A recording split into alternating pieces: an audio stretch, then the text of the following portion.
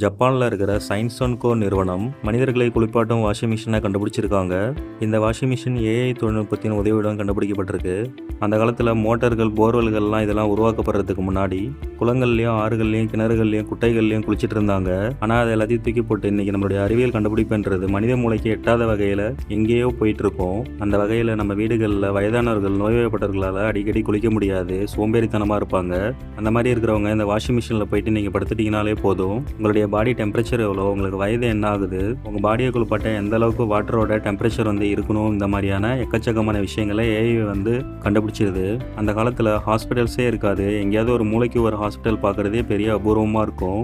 ஆனால் நம்ம அறிவியல் வளர்ச்சின்ற பேரில் மனிதர்களை சோம்பேறி ஆக்கி இன்றைக்கி மூளைக்கு மூளை பார்த்தீங்கன்னா, தெருவுக்கு தெருவு பார்த்தீங்கன்னா மெடிக்கல் தான் அதிகமாக இருக்குது. இதுக்கு என்ன காரணம்னா நம்மளுடைய அறிவியல் கண்டுபிடிப்புகள் தான் மிக முக்கிய காரணமாக பார்க்கப்படுது. நம்ம மனிதர்களை பேசிக்காகவே சோம்பேறி ஆக்கி 100 வயசு முடியும் வளரவங்கள 50 வயசு 60 வயசில் காலி பண்ணி மண்ணுக்குள்ளே அனுப்புறது தான் நம்மளுடைய அறிவியலோட சாதனை.